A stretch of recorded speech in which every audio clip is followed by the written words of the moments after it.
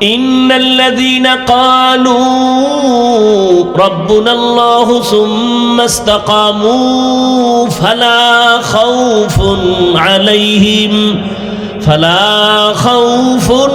আলাইহিম ওয়ালা হুম ইয়াহজানুন।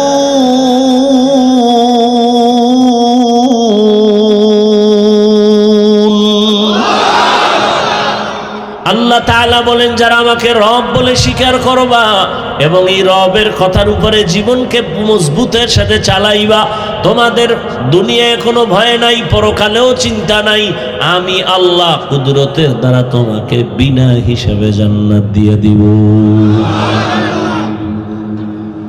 তাহলে আমাদের কাফনের কালারও কি এক, কবরের সাইজও নাকি এলাকার কবর এক হাত বড়? কবরের মধ্যে রাখার পরে প্রশ্ন হবে তিনটা, তাও রবের পরিচয় দাও, ধর্মের পরিচয় দাও, রাহমাতুল লিল আলামিনের পরিচয় দাও। এই তিন প্রশ্নের জবাব যে দিতে পারবে তার কবর হবে রওজাতুম মির রিয়াজিল জান্নাহ। আর যারা জবাব দিতে পারবে না তাদের কবর হবে হুফরাতুম মিন হুফারিন নার। আল্লাহ এক, নবী এক, কোরআন এক, কাবা এক, ধর্ম এক, কালেমা এক, কাফন এক, কালার এক, প্রশ্ন এক, কবর এক। তা আপনাকে বয়ান করব কেন? আপনাকে বয়ান কেন করব? আপনি তো আল্লাহ চিনেন, নবী চিনেন, কোরআন বুঝেন, হাদিস বুঝেন, কিয়ামত মানেন, জান্নাত মানেন, জাহান্নাম মানেন। আপনাকে বয়ান করব কেন? মিথ্যা কথা বলা হারাম, গালি দেওয়া হারাম, গীবত করা হারাম, মা বাবার সাথে বেয়াদবি করা হারাম, চুরি করা হারাম, ডাকাতি হারাম, জুলুম করা হারাম, জেনা করা হারাম, মদ পান করা হারাম, জুয়া খেলা হারাম, তাস খেলা হারাম, ক্যারমবোর্ড খেলা হারাম, লুড্ডু খেলা হারাম। এগুলো জানেন না? কথা বলেন না। সবই তো আপনারা জানেন, এরপর আপনাকে বয়ান করা লাগবে কেন? বয়ান তো হিন্দুদেরকে করবো, কারণ ওরা আল্লাহ চিনে না, নবী চিনে না, কোরআন বুঝে না, হাদিস বুঝে না, পরকাল বুঝে না। খ্রিস্টানদের বয়ান করা প্রয়োজন, কিন্তু কই ওদেরকে বয়ান করবো কখন? আপনাদের পেছনে ঘুরতে ঘুরতে ঘুরতে ঘুরতে 12 মাস শেষ। ফজরের পর বয়ান, জোহরের পরে বয়ান, সারা রাত বয়ান। শুধু কি আমি, হাজার হাজার উলামায়ে কেরাম আপনাদের পেছনে সময় ব্যয় করে। দাওয়াত ও তাবলীগওয়ালাদের মেহনত, পীর মাশায়েখের মেহনত, জুমার খতিবের বয়ানের মেহনত, আমাদের বক্তাদের মেহনত চলতেছে। এরপরেও আপনাদের আমল নামা শূন্য। কারণ কি? ওই যে জবাব মনে আসেনি, দুনিয়ার মানুষের জন্য কোরআন হেদায়াত, দুনিয়ার মানুষ কেন পায় না? জবাব হলো দুনিয়ার মানুষ হেদায়াত চায় না। আপনি জানেন মিথ্যা কথা বলা হারাম, এরপরও বলতেছেন কেন? আপনি হেদায়াত চান না। আপনি জানেন বেপরদায় চলা হারাম, তারপরও বেপরদায় চলতেছেন কেন? আপনি হেদায়াত চান না।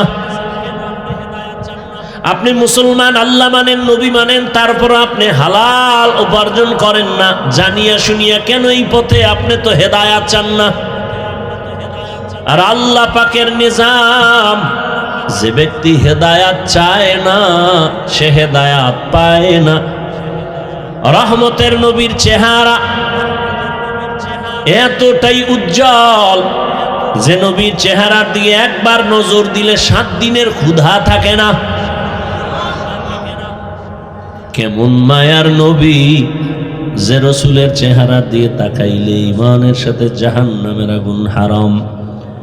সেই নবীজিকে 13 বছর দেখলো, বয়ান শুনলো, তারপরও কালেমা পড়ে নাই। এত বড় নিকৃষ্ট বেঈমান, 13টা বছর দেখলো, বয়ান শুনলো, কালেমা পড়লো না, অথচ ভালোবাসতো অন্তর দিয়া। নবী যখন রাতে বাসায় যাইতেন, এই বেঈমানে গোপনে গিয়া নবীর ঘরের পাশে দাঁড়ায় দাঁড়ায় নবীর তেলাওয়াত শুনতো। ওর কওমের লোকেরা বলে, আবু জাহিল্লা, মুহাম্মদের এত গালি দাও, আবার রাতের বেলা গোপনে কেন তেলাওয়াত শুনো?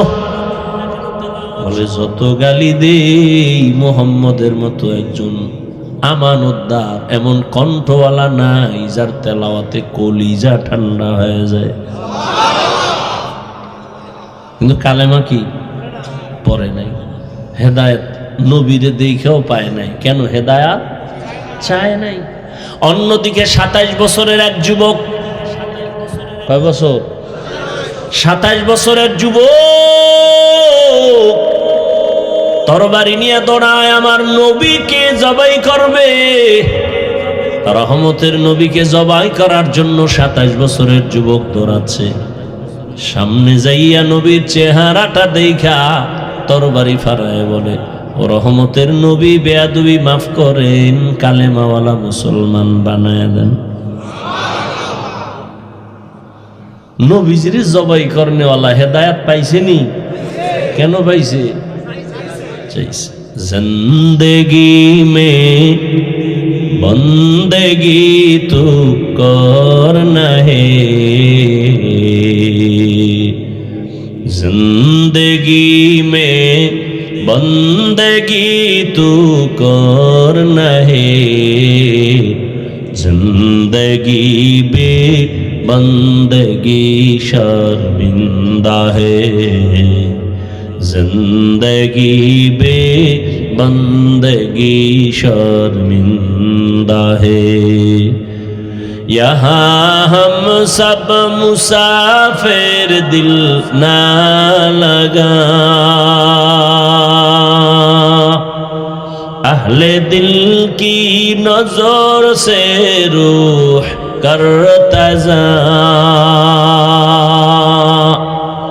शाह दौलत सब फकीर कर नेक ने, शाह दौलत सब फकीर गर नेक ने, जिंदगी में बंदगी तो कौन है, जिंदगी बे बंदगी शर्मिंदा है, जिंदगी बे बंदगी शर्मिंदा है। ভাইরা আমার, এবার আসেন সেই প্রথম আয়াত, হুদাল্লিল মুত্তাকিন। আল্লাহ কোরআন কেন অবতীর্ণ করেছেন? মুত্তাকিনদের হেদায়েতের জন্য। প্রশ্ন, হে মালিক, যারা মুত্তাকি তারা তো তাকওয়ার কারণে গুনাহ করে না, তারা তো হেদায়েতের উপরেই আছে, আবার কিসের হেদায়েত করবে? এর দুই জবাব। প্রথম জবাব হলো, আল্লাহর ভয় নিয়ে যারা গুনাহমুক্ত হইয়া চলবে, এক নাম্বার জবাব হলো আল্লাহ তাদের কোরআন দ্বারা হেদায়েত করার মানি তাদেরকে আল্লাহ ইস্তেকামতের মাকাম দান করবেন। ইস্তেকামতের উপরে থাকা বড় হেদায়েত, মানে লাগাতার একটা আমলে চালু থাকা, এটা বড় দামি এক সম্পদ। আল ইস্তেকামাতু খায়রুম মিন আলফি কারামা। একজন আল্লাহর প্রিয় ওলি, যাতে কোনো সন্দেহ নাই, এমন ওলিদের 1000 কারামত থেকে ইস্তেকামতের মূল্য অনেক বেশি। ইন্নাল্লাযীনা ক্বালু রাব্বুনাল্লাহু সুম্মা ইসতাকামু, খালি আল্লাহকে রব বলে মানে এতটুকু জানে না, বরং রবের হুকুম মতো জীবনটাকেই পরিচালনা করেছে। আপনার কাছে কেমন যেন বিষের মতো লাগে, কেমনে কেমনে আল্লাহর হুকুম মতো চলা যায়। এটাই তো বুঝাইতে চাইলাম। আপনারাও মুসলমান, আমিও মুসলমান, আপনার আমার আল্লাহ এক, নবী এক, কোরআন এক, কাবা এক, ধর্ম এক, কালেমা এক। অথচ আমি টুপি না দিলে লজ্জা পাই, আপনি টুপি মাথায় দিতে লজ্জা পান। কত ভিআইপি মুসলমান আপনি। আমি দাড়ি কাটতে লজ্জা পাই, আপনি রাখতে লজ্জা পান। আমি মসজিদে না ঢুকলে লজ্জা লাগে, আপনি ঢুকতে লজ্জা লাগে। আমি পর্দা না করলে লজ্জা লাগে, আপনার পর্দা করতে গেলে লজ্জা লাগে। আমি হালাল না খাইলে লজ্জা পাই, আপনি আর হালাল খাইতে গেলে লজ্জা পান। বিষয়টা কি? এর একমাত্র কারণ আপনার হেদায়েতের আলো এখনো অন্তরে আসে নাই। যারা মুত্তাকিন এদের জন্যই তো কোরআন হেদায়াত, তার মানে হলো ইস্তেকামাতের মাকাম দান করবেন। অনেক ভালো ভালো মানুষ দিনের পথে আসে, আবার লাইনা উলায়। কিছু কিছু মুসলমান আছে মাদ্রাসায় পড়ছে, হাফেজ হইছে, এখন লাইনা উলাইয়া দুনিয়াদার হয়ে গেছে। চালাকিটা কি করে? সারা বছর দাড়ি রাখে না, হাফেজ তো তারাবি পড়াবার আগে আগে 2-1 মাস আগে দাড়ি রেখে দেয় তারাবি পড়াবার জন্য। তো আল্লাহর ভয় অন্তরে নাই, ইস্তেকামত নাই। একজনে নামাজ পড়ে খুব লাগাতার নামাজ, ফট করে নাই, মসজিদে নেই। এটা ইস্তেকামাতের মাকাম থাকলে বান্দা জীবন যাবে, লাগাতার কোনো আমল চালু করলে আর ছাড়বে না। قال رسول الله صلى الله عليه وآله وسلم أحب الأعمال إلى الله أدومها وإن قل। রহমতের নবী বলেন, আল্লাহর কাছে ওই আমলটা বেশি প্রিয় যেটা সব সময় করে, যদিও আমলটা ছোট। মুত্তাকিনদের জন্য কোরআন হেদায়াতের দ্বিতীয় অর্থ হলো, মুত্তাকিনরা তো হেদায়াতের উপরে আছে, ওইরা যেন না যায় আমি ইস্তেকামতের মাকাম দিব, আর পরকাল জীবনে আমি আল্লাহ নিরাপদে তাকে বিনা হিসাবে জান্নাতে নিয়ে দিব। আতিনা ফি দারে দুনিয়া না হাসান, আতিনা ফি দারে উকবা না হাসান, ইয়া গিয়াসাল মুস্তাগীসিন ইহদিনা লিফতিখারা বিল উলুমে ওয়াল গিনা। হর গরি দে নেকো তু তৈয়ার হে, जो न मांगे उससे तू बेजारो है। ও আমার কলিজার যুবক বাবারা, ও বৃদ্ধ বাবাজি, পর্দার আড়ালের মা বোনেরা, রমজানুল মুবারকে আমি কোরআন অবতীর্ণ করলাম গোটা জগতের মানুষের হেদায়াতের জন্য। আগের আয়াতে কি বলছে? আমি কোরআন অবতীর্ণ করেছি মুত্তাকিনদের হেদায়াতের জন্য। আর এখানে বলেন সারা দুনিয়ার সব মানুষের হেদায়াতের জন্য কোরআন অবতীর্ণ করেছি। এখানেও প্রশ্ন, হে আল্লাহ, সারা দুনিয়ার মানুষের জন্যই যদি কোরআন হেদায়াত হয়, তো দুনিয়ার সবাই কেন হেদায়াত পাইল না? পাইছে? আর এই মাঠের ডিফাই নাই, আবার দুনিয়া বাদ দাও মিয়া। দুনিয়ার মানুষ হেদায়াত পাইল না কেন? প্রশ্ন আছে না নেই? থাকলো প্রশ্ন এখানে। আল্লাহ কোরআন অবতীর্ণ কেন করেছেন তার আর এক জবাব আল্লাহ কোরআনের অন্য আয়াতে দিলেন। ওয়ানুনাজ্জিলু মিনাল কুরআনি মা হুয়া শিফাউন ওয়া রাহমাতুল লিল মুমিনিন। আল্লাহ বলেন, আমি কোরআন থেকে অবতীর্ণ করলাম ঔষধ। কি ঔষধ? কোরআন যেমন আত্মার জন্য ঔষধ, তেমন শরীরের জন্য ঔষধ। এজন্যই তো প্রথম সূরা সূরাতুল ফাতিহা, আলহামদু সূরাটার নাম হলো সূরাতুশ শিফা,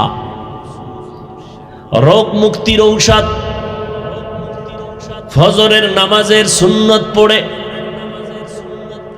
ফরজ 2 রাকাত পড়ার আগে কোন মুমিন যদি এক ধ্যানে বসে 11 বার দরুদ শরীফ পড়ে, 41 বার আলহামদু সূরা পড়ে বিসমিল্লাহর সাথে পড়িয়া, আবার 11 বার দরুদ পড়ে যদি পানির মধ্যে ফু দেয়, আর ওই পানিটা সারাদিন যদি পান করে, এই বান্দার শরীরের মধ্যে কোনো রোগ থাকবে না।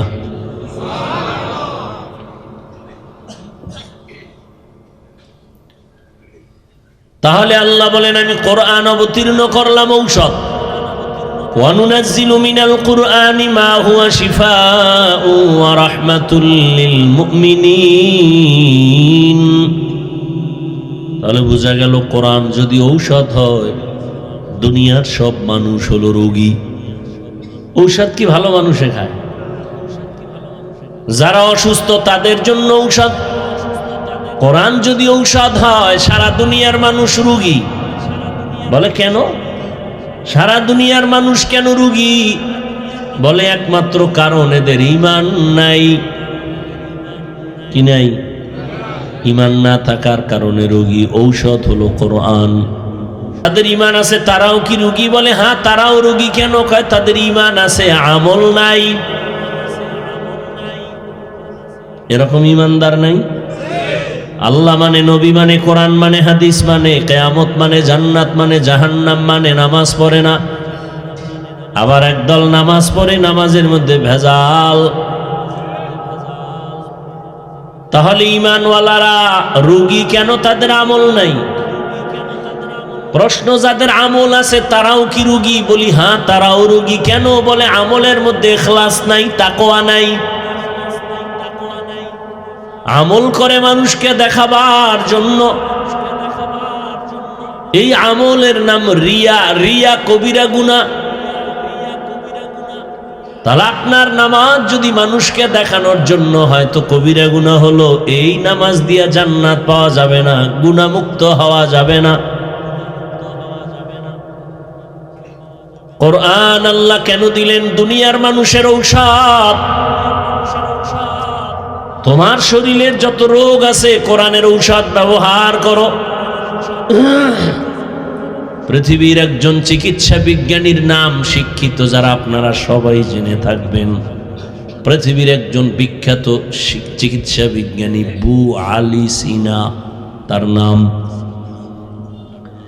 তিনি একদিন কোথাও যাচ্ছেন, হঠাৎ যাত্রা বিরতি করলেন। কোন এক বাড়ির মধ্যে প্রবেশ করে দেখলেন একজন পাগড়িওয়ালা হুজুর ওখানে বসে আছেন, আর সামনে একজন মানুষ নিচে বিছানায় শুয়ে আছে। হুজুর তেল পানি পড়া দিয়া ওই লোকটাকে ঝাড়ফুঁক দেয়। কে দেখতেছেন? পৃথিবীর চিকিৎসা বিজ্ঞানী যে হাজারো ডাক্তার জন্ম দেয়, হে দেখে পাগড়িওয়ালা হুজুর তেল ভরা পানি ভরা মেসেজ করে আর হু দেয়। এ দেখে মাথা ঠিক নেই। এত বড় চিকিৎসা বিজ্ঞানী, এই হুজুর আপনি এগুলি কি করেন? হুজুরও আবার একেবারে বাজার দরের হুজুর না, আল্লাহর প্রিয় বান্দা হুজুর, আহলে হক হুজুর। কথা কয় না, কিন্তু কইলে খবর হয়ে যায়। পৃথিবীর চিকিৎসা বিজ্ঞানী বু আলী সিনা বলে আপনি কি করেন? হুজুর শুনিয়াও শুনে না, কিছুক্ষণ পর বলে আপনি এমন করেন কেন? কি প্রশ্ন? আপনি এগুলো কি করেন? ঝাড়ফুঁক দেন, এতে কি হবে? হুজুর এমন একটা জবাব দিছেন, ওই চিকিৎসা বিজ্ঞানীর মাথা গরম হয়ে গেছে। হুজুর বলে তুমি গাধা, বুঝবা না। এত বড় চিকিৎসা বিজ্ঞানীরে গাধা বলার পরে মাথা আরো গরম। ধমক দিয়া কয় এত বড় দুঃসাহস, আপনার এত খারাপ আচরণ কেন? হুজুর যেই কথা কইয়া আবার ঝাড়ফুঁক শুরু, এদিকে আর কান নাই, ও কি কইতেছে কোক। দীর্ঘ টাইম পরে আবার জিজ্ঞেস করলেন, ভাইজান আপনি রাগ করলেন কেন? বলে রাগ করবো না মানে আমাকে গাধা বললেন কেন? আমি কি আপনার গায়ে হাত দিছি? কয় না। মারছি না, টাচ করছি না। এত গরম, গরম মানে কলিজা সাদা হয়ে গেছে। কেন? কয় ওই যে আপনি আমাকে গালি দিয়েছেন, আমাকে গালি দিয়েছেন।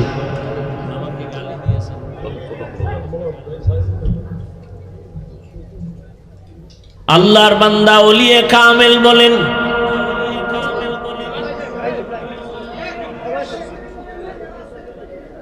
আমার হাত দিয়ে আপনার শরীরটা টাচ করি নাই। সামান্য জবানের একটা কথা যদি আপনার অন্তরকে আগুন জ্বালায় দিতে পারে, তাহলে আমার জবান দিয়ে আল্লাহর কোরআন পড়ে পড়ে যদি অসুস্থ রোগীটার শরীরে ফুঁক দেই কেন, সেখানে অ্যাকশন হবে না? আউলিয়ারা কারে উকবা ইখতিয়ার, জাহেলারা কারে দুনিয়া ইখতিয়ার মাইলে মোমেন সোয়ে মোমেন মিশাওয়াত মাইলে কাফের সোয়ে কাফের মিশাওয়াত। আল্লাহ বলেন কোরআন আমি অবতীর্ণ করলাম ঔষধ দুনিয়ার সমস্ত রোগীদের জন্য, শারীরিক রোগের জন্য কোরআন মহা ঔষধ। এবার আসেন অন্তরের জন্য কোরআন বড় ঔষধ। আল্লাহর কোরআনের ঔষধ ব্যবহার করো তো আত্মাও শুদ্ধ হয়ে যাবে।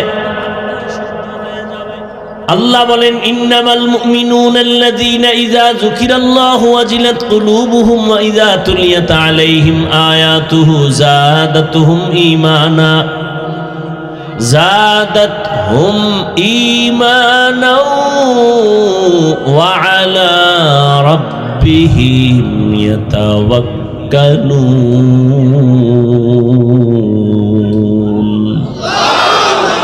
ইকালামে জিন্দা কুরআনে হাকিম হিকমতে উ লা ইয়াজালসতু কদিম জামিউল ইলমি ফিল কুরআনে হাকিম তাকাসারাত আনহু আফহামুর রিজালি।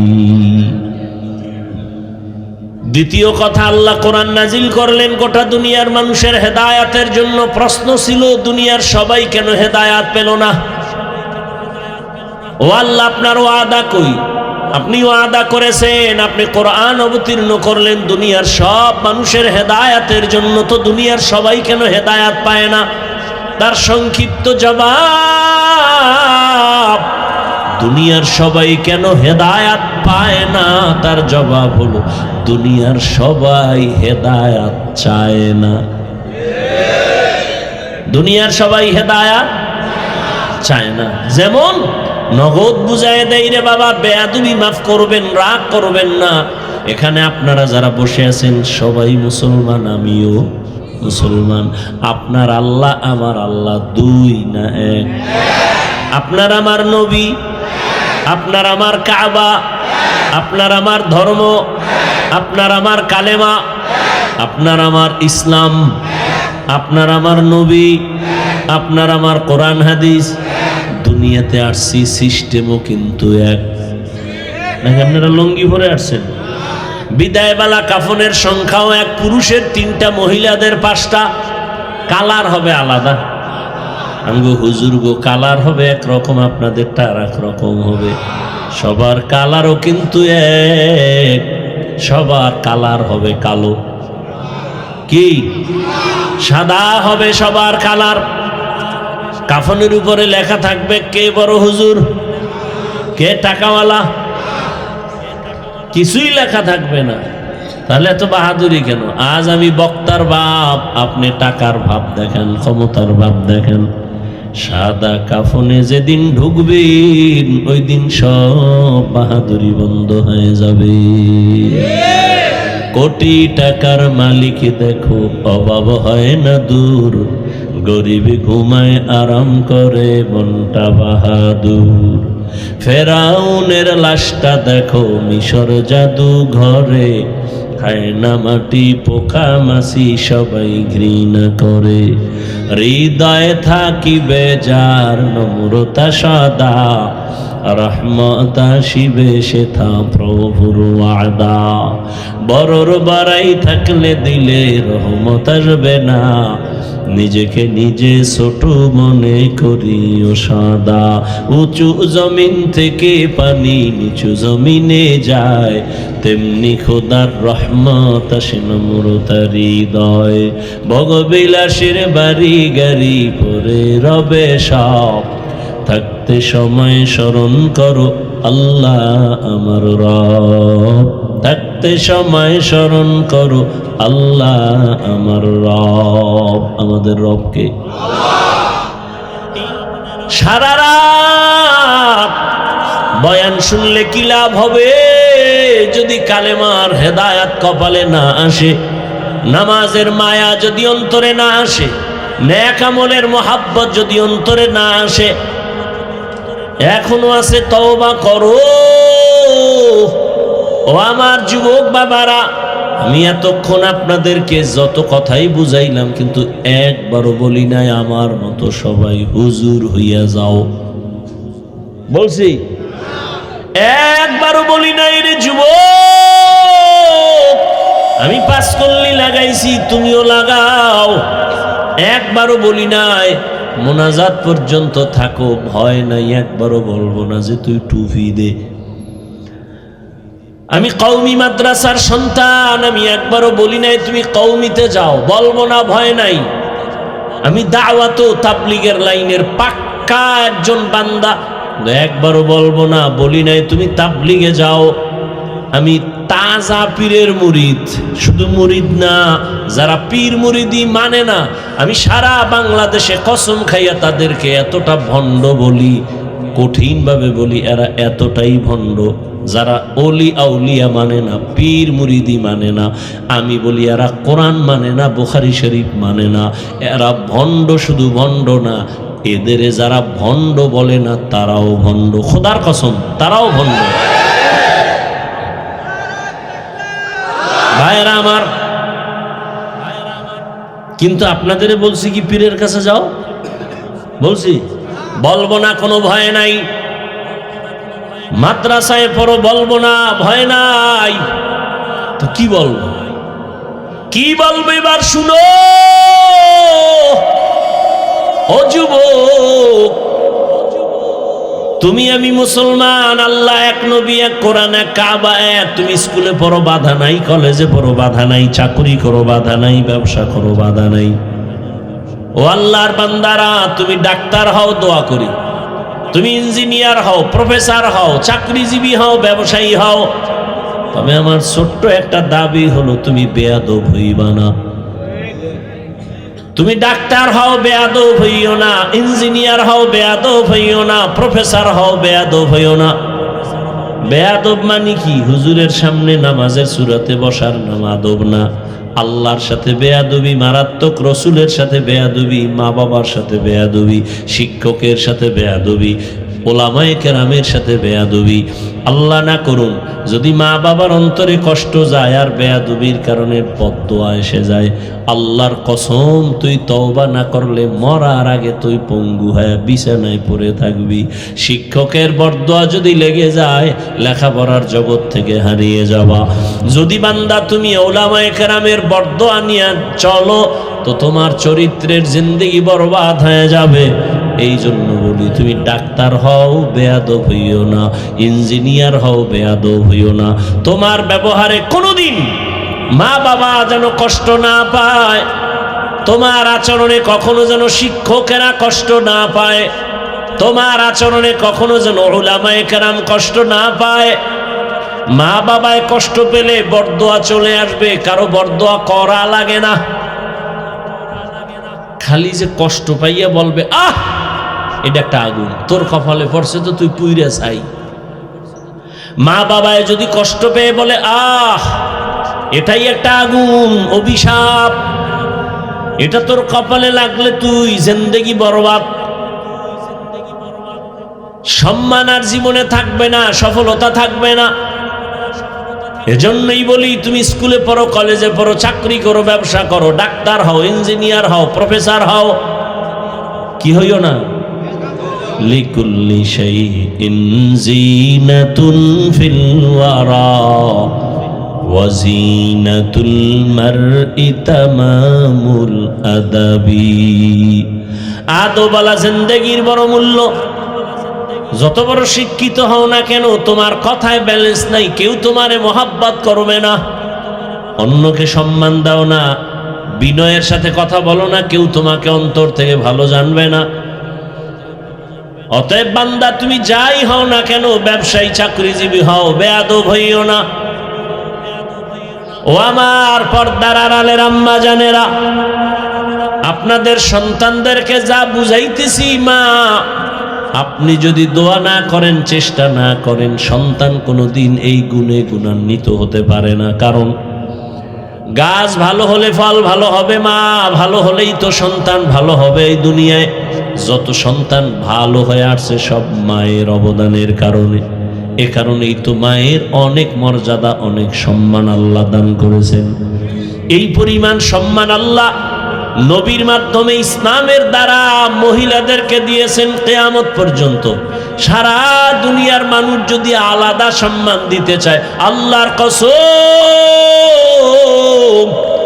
নারীর কিয়ামত পর্যন্ত সম্মান হবে না, হবে আরো অপমান। আল্লাহ যে সম্মান দিছেন নারীরে, দুনিয়াওয়ালারা যদি আলাদা সম্মান দিতে চায়, সম্মান হবে না, কি হবে? অপমান হচ্ছে তো। নারীকে সম্মানের নামে, সমান অধিকার দেওয়ার নামে রাস্তায় নামাইছে যেই লম্পটের দলেরা, দুর্নীতিবাদ, চাঁদাবাদ, চরিত্রহীনেরা,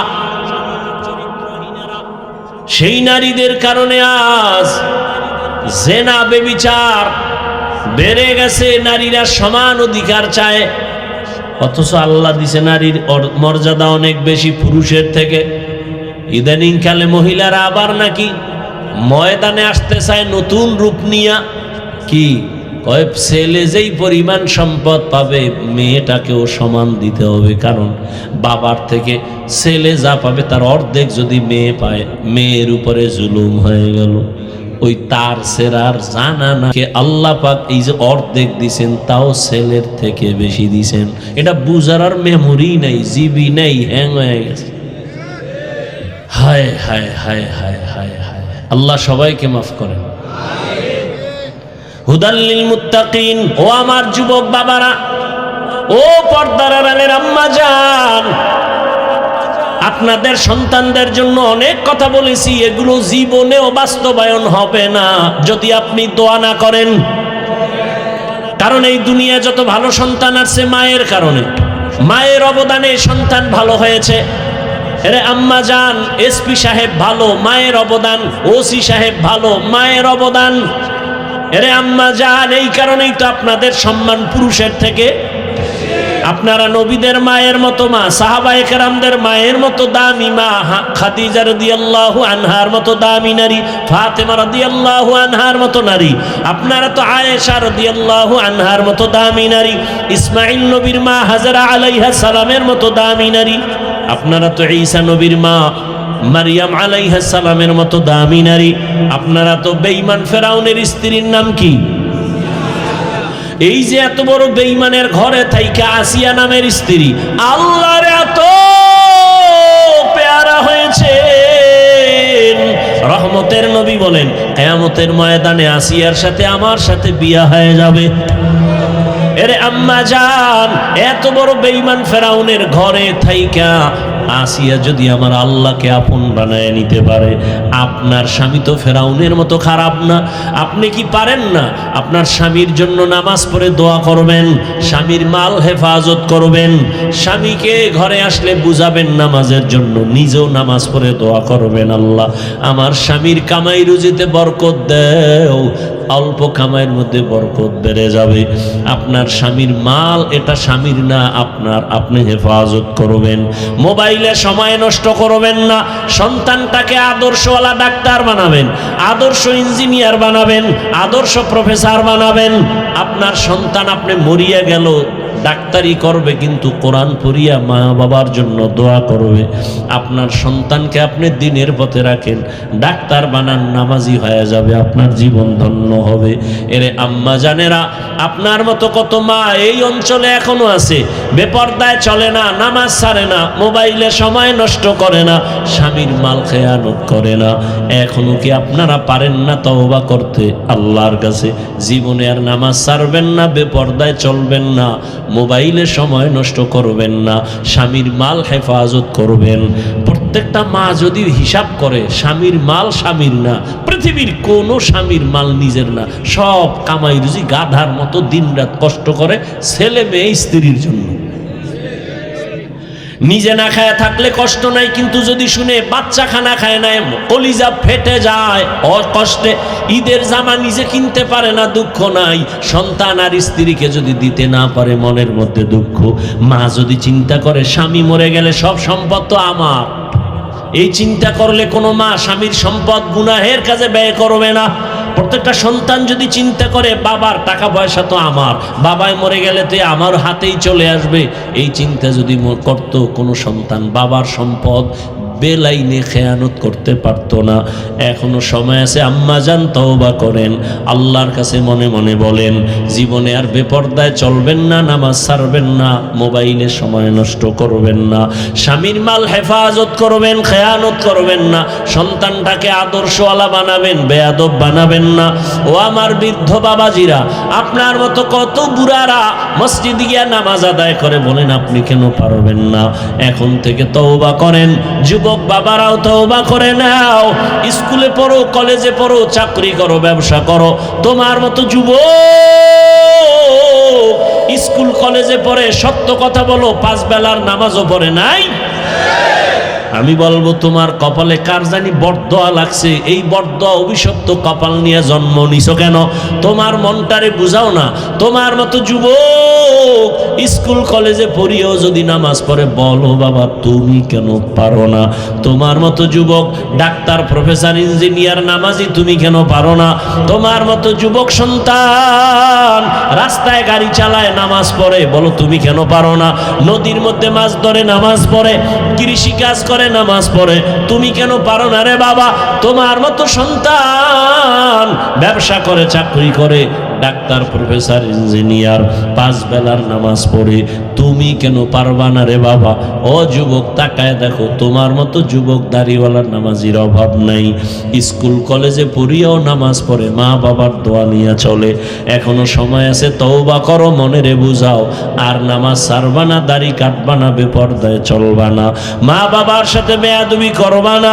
মা বাবার দোয়া নিয়া, সন্তান শিক্ষকের দোয়া নিয়া, উলামায়ে কেরামের দোয়া পরামর্শ নিয়া, নবীজির তরিকা মেনে চলবা। অন্তর থেকে যদি খাঁটি তওবা করতে পারো, আল্লাহ পাক তোমার তওবা কবুল করে জীবনের গুনাহ মাফ করে দিবেন। আল্লাহর কাছে খাঁটি অন্তরে তওবা করো, মনে মনে আল্লাহকে বলো, হে আল্লাহ, হায়াতের মালিক আমার আল্লাহ, ইজ্জতের মালিক আল্লাহ, জীবনে আর নামাজ ছাড়বো না, বেপরদায় চলবো না।